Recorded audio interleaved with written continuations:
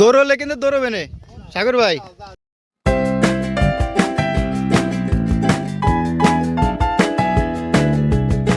আসসালামু আলাইকুম, কেমন আছেন সবাই? চলে এলাম আবার নতুন একটি ভিডিও নিয়ে। আপনারা দেখতে পাচ্ছেন গরুকে বাঁধা হচ্ছে, কারণ এই গরু বিক্রি হয়ে গিয়েছে। আমাদের খামারে 4টি গরু আমরা বিক্রি করে দিয়েছিলাম রোজার ঈদে। আর আমাদের খামারের ভিতরে এই গরুটি সবচেয়ে কম বয়সী ছিল। কেনার সময় আমি আমার বাবাকে মানা করছিলাম, কিন্তু সে শুনে নেই, এই গরুটা কিনে এনেছিল। কিন্তু এই গরু থেকে আমরা 1 পয়সা লাভ করতে পারি নাই। কেনার পরে আমাদের যে খাওয়া খরচ এইটাই উঠছিল, আর আমাদের ইচ্ছা ছিল না এই টাইপের গরু কুরবানি ঈদে চলানো অনেক কষ্ট। এই জন্য আমরা রোজার ঈদে একবারে 4টাই বিক্রি করে দিয়েছিলাম, কারণ এই গরু একবারে বয়স কম, আর কম বয়সী গরু আসলেই লাভবান হওয়া যায় না। আপনারা যারা মোটা তাজাকরণ পদ্ধতিতে আছেন তাদের অবশ্যই, যারা নতুন তাদের অবশ্যই গরু যদি দাঁত ভাঙা গরু কিনতে পারেন তাহলে অবশ্যই আপনার লাভ হবে। আর কখনোই কোনো অবৈধ খাবার খাওয়াবেন না, কারণ একটা গরু অনেক টাকা দিয়ে কিনতে হয়।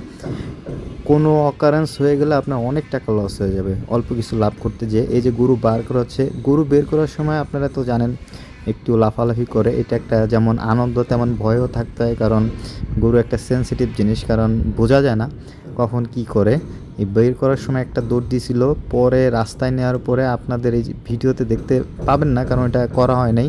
ডাঙার ভিতর দিয়ে অনেক দৌড়াদৌড়ি, এই গরুটা বের করতে যায় অনেক কষ্ট করা লাগছে, কারণ ও একবারে ছুটে যায় একা একা দৌড়াদৌড়ি অনেক, মানে ঘাসের জমির ভিতরে, ধানের জমির ভিতরে সব জায়গা দিয়ে যে দৌড় শুরু করছে, এই দৌড়ের পরেই শুরু হয়ে যাওয়ার পাগলামি।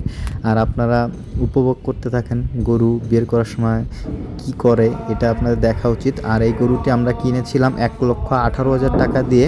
আমরা এই গরু 1,50,000 টাকা বিক্রি করেছি 5 মাস 4.5 মাস লালন পালনের পরে।